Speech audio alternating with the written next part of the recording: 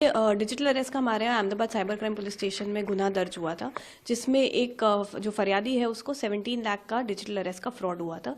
एक custom inspector की identity दे के आपके पार्सल में ड्रग्स मिला है ये कह के इन्होंने 17 लाख इस फरियादी से निकाले थे। तो इसकी जांच करते हुए हमें ये पता चला कि जो अकाउंट होल्डर है जिसमें काफ़ी ज़्यादा रकम गई थी, वो एक अकाउंट होल्डर को हमने पकड़ा था नदीम करके। और उसकी जांच में हमें ये पता चला कि वो एक रशियन को मिला हुआ था, एक होटल में रहा था रशियन के साथ। और आगे इसमें तपास करा हमने, तो हमारे जांच में ये आया कि जो रशियन है अक्यूज जो हमारे केस में है, जिसका नाम मिरनोव है, एंटोलिव मिरनोव, वो रशियन है। वो उसका काम गेट कीपर का काम होता था। गेट कीपर का काम ये था कि जब ये एक चाइनीज जो एप्लीकेशन वाले हैं उनके साथ टेलीग्राम ग्रुप में संपर्क में था। उस टेलीग्राम ग्रुप में अकाउंट होल्डर का नाम और डिटेल्स मिलती थी।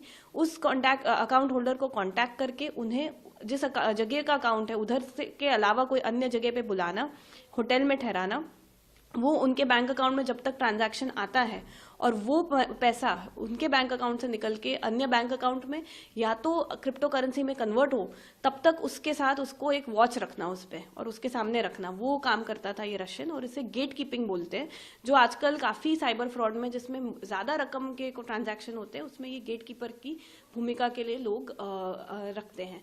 और इस तरह से ये रशियन का भूमिका थी। ये अधिकतर मुंबई और गोवा के होटल्स में ही अकाउंट होल्डर को बुलाता था। हमारे केस में ये डिजिटल अरेस्ट के केस में पकड़ा गया है। इसी की तरफ हमें जब पता चला तो इसने पुणे में भी एक इन्वेस्टमेंट फ्रॉड के केस में ये इसका रोल भूमिका आती है इसी तरह से गेट कीपिंग की।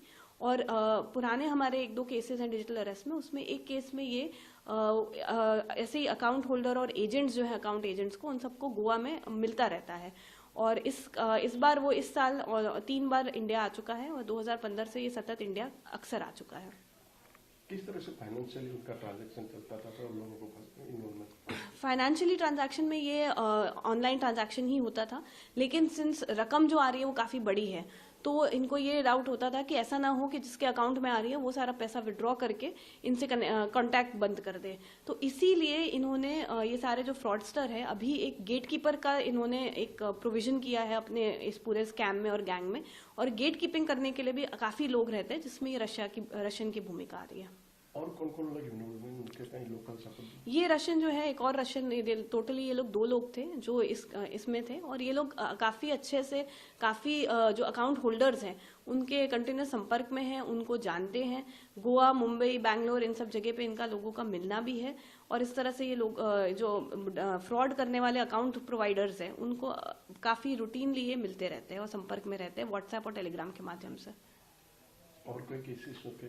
हाँ, तो पुणे में एक एफआईआर दर्ज हुई है पुणे रूरल में, और वहाँ पे ये अक्यूज्ड है और उधर उन्होंने इन्वेस्टमेंट फ्रॉड का केस है। बाकी और भी हम जांच कर रहे हैं कि इसकी भूमिका हमारे यहाँ और भी कोई केस में आ रही है कि नहीं, और इसके साथ साथ कोई और भी गैर कायदेसर प्रवृत्ति में ये संकड़ाया है कि नहीं।